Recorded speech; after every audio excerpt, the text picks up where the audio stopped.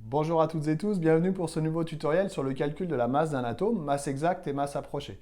Je vous rappelle qu'un atome est constitué d'un noyau dans lequel il y a A nucléons.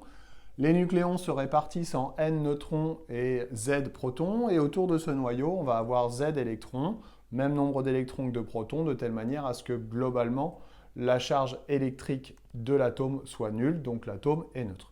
Pour calculer la masse d'un atome, la masse exacte, c'est comme pour un panier de légumes, finalement, on va prendre en compte la masse de tous les légumes.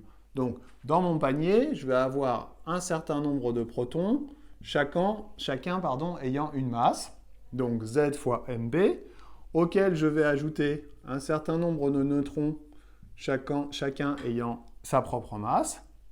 Et puis enfin, je vais ajouter les électrons, un nombre Z d'électrons, chacun ayant sa propre masse. Donc ça va nous permettre de calculer la masse exacte de l'atome. On va donner un petit exemple tout de suite.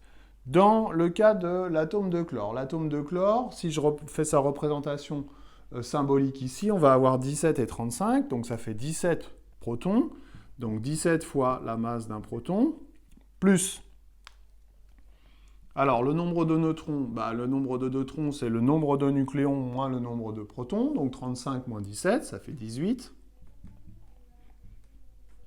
plus le nombre d'électrons, sachant qu'il y a 17 protons, il va y avoir 17 électrons, donc 17 fois la masse d'un électron.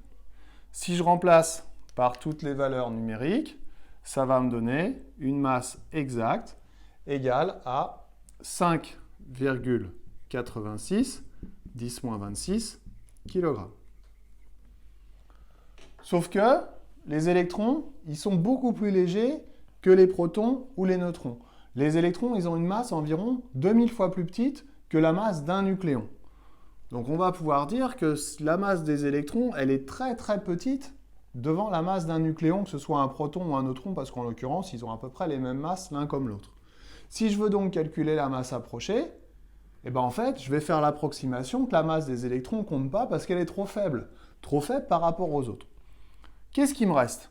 Il me reste, pour calculer la masse de l'atome, la masse approchée de l'atome, il me reste un certain nombre de protons plus un certain nombre de neutrons.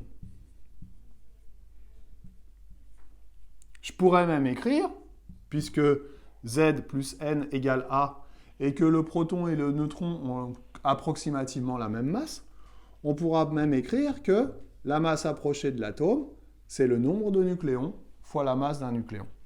Si je fais le calcul, rapidement ici, pour le même exemple, masse approchée de l'atome de chlore, on va donc avoir A, c'est 35, fois la masse d'un nucléon, et ça me donne un résultat égal à 5,85 10 puissance moins 26 kg. On s'aperçoit que finalement la masse approchée de l'atome est quasiment égale à la masse exacte de l'atome. Donc dans certains cas, on va faire la masse exacte, on va calculer la masse exacte. Dans d'autres cas, on calculera la masse approchée parce que cette masse approchée est un outil qui est parfois largement suffisant pour répondre à la question posée. Voilà, j'espère que j'ai été clair. Je vous dis à bientôt pour un autre tuto. Bye bye.